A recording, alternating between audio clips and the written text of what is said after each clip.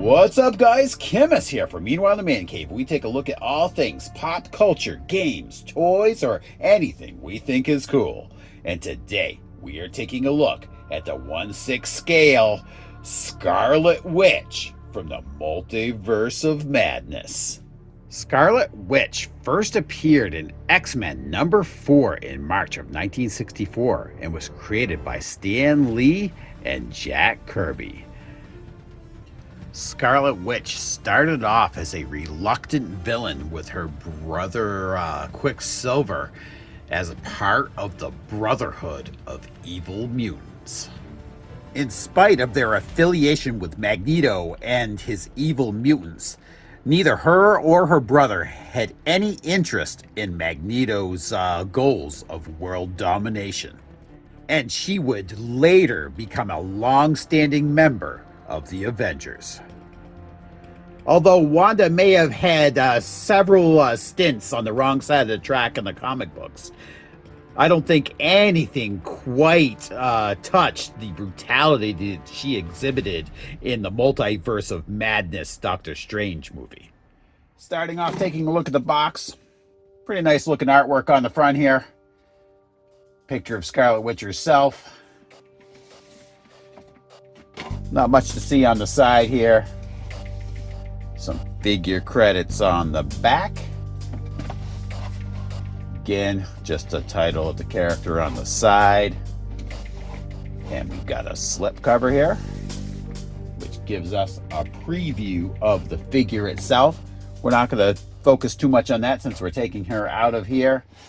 Again, not much to see on this box. And just a little bit more artwork on the back. This is actually pretty cool on the back. But other than that, not a lot of artwork on this box. So let's stop wasting time on it and bust the Scarlet Witch out.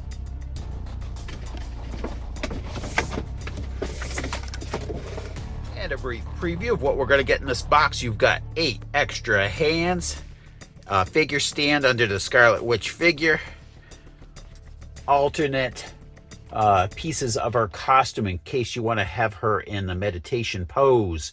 You've got 4 spell effects, the dark hold, and an extra hairdo. So let's take a closer look. All right, starting out, you've got the 8 different hands. Now I'm not going to show you the other hand of this group here.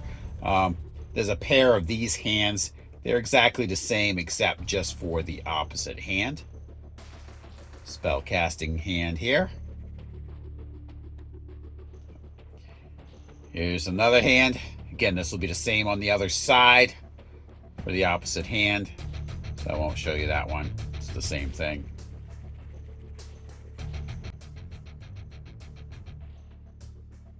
And another one, again. The other pair, the other half of this pair is the same, just with the opposite hand. And the last pair is the only pair that's actually different. You've got this grip, kind of an early looking hand, and you got the opposite side. This actual grip is a little different than what that one was. So this is the only pair of the extra hands that's actually different from each other.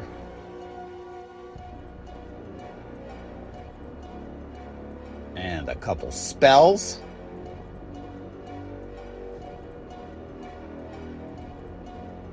The reds they use for these are really nice. Kind of evil looking with a shade of red. It's more crimson than anything. A couple more spells. Now these spells are very similar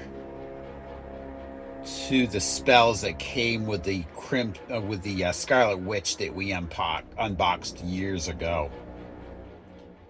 I don't know if these are exactly, but they look very similar to me, but definitely a different shade of red.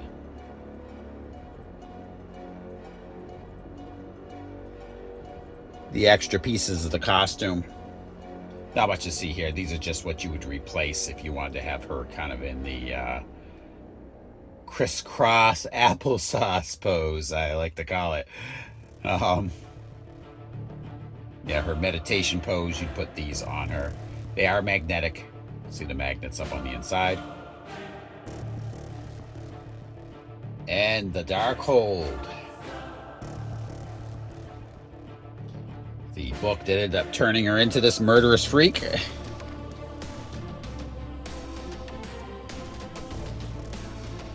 It's actually got pages in it. Pretty cool. Quite a few pages, actually.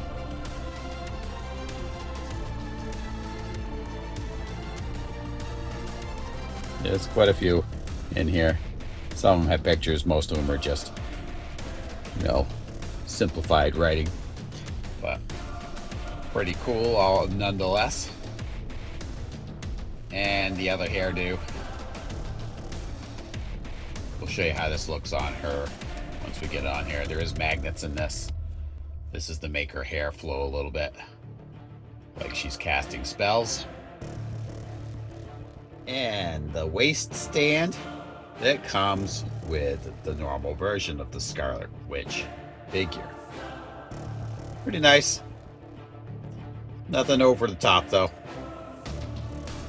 And again, same thing with the Doctor Strange figure. I wish they'd made this stand a little longer so you could have had her in a higher up flying pose if you wanted to. Especially when you have her stored with other characters. And the Scarlet Witch herself, Wanda Maximoff. Face isn't looking particularly happy, like she was in the movie. Now this isn't rooted hair like it was on the original Scarlet Witch we unboxed a few years ago. Tiara here looks really good. And even though it's not rooted hair, it actually looks pretty cool. I'm wondering how that'll affect her head articulation though. Because the nice thing about rooted hair, you can move the head freely and the hair won't get in the way. But we'll see how this all works. The outfit itself looks really good. Again, the tailoring and everything's nice on it.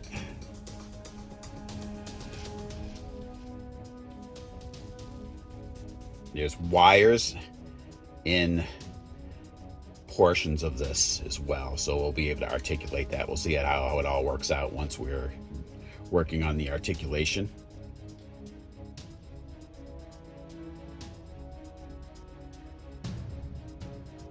Boots. Yep, so outfit looks really good. Okay, I did switch out the hair for the articulation portion of this just because I felt it would give it a little more range of motion. Head does go left and right, not a lot, even with this different hairstyle on here, because it is not a rooted hair. You don't get as much motion. She can look forward, not really back at all, and not an extreme amount left and right. So be prepared for that. As far as the arms go, you've got the lateral movement. Obviously, you have the forward and back. You got your elbow joint. There is a joint appears to be between the shoulder and bicep, so you can swing that arm out.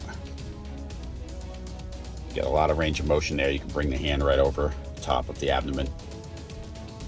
And at the wrists, get your twisting. And there is a hinge there. You just got to find out where that hinge is to angle that wrist. At the abdomen, not really much motion there because this outfit's fairly tight, so I wouldn't recommend doing much motion there. You could probably damage this outfit. As far as the legs go, you've got your lateral motion, you got your forward kick, a little bit back, and it seems like it's putting a lot of strain here if you try to push that leg too far back. So I probably wouldn't recommend doing that. You've got your knee, and you can switch the leg a little bit right here.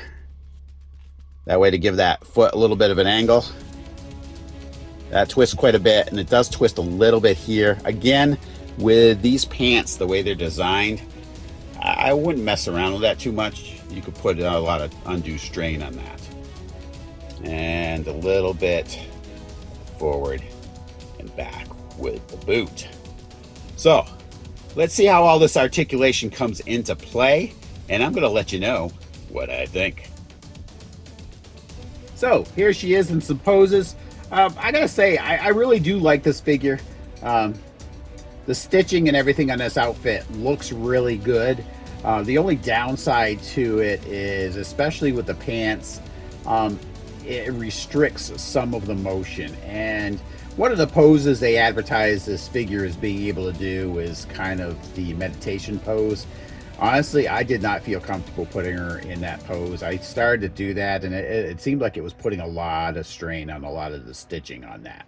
So, I mean, you know, do it at your own risk. I probably would choose not to do that because I felt it was doing a lot of stretching to the outfit, and including some of the articulations the legs do anyway, is doing the certain twists and stuff. I felt it kind of put a lot of strain on the stitching on the outfit, which is not unlike a lot of Hot Toys figures. So that seems to be pretty standard MO with these guys. But hey, other than that, I really like the look of this figure. She looks badass, really, on there. You know, the face on it is fantastic. Even the fact that hair isn't rooted, it still looks really good. The only downside with it is it does give a lot of restriction to how you can pose her head, because it is a fixed shape. When you twist it, it gets in the way of her tilting her head back or even twisting it in certain positions. That being said, I found enough poses for this figure that I will be totally satisfied with having it in my display. I think she looks really great in this, and it's a great representation of the Scarlet Witch from the movie. And it's cool that she came with the Darkhold. All the different spell effects are really cool. And the fact that she came with so many different hand poses was cool too. And she holds the book and everything really well. I do wish it had a figure stand that had a higher waist attachment to it, so you could have her in a better flying pose. But, you know, other than that, I don't have a whole lot of complaints with this figure. And I want to thank all my returning viewers. All your continued support is very, very much appreciated. Thank you so much. And any new video viewers out there, please give us a like and subscribe. It does help others find our videos. And come back every Tuesday at 9 a.m. when we bring you a brand new episode of Meanwhile in the Man Cave. I'll talk to you guys later.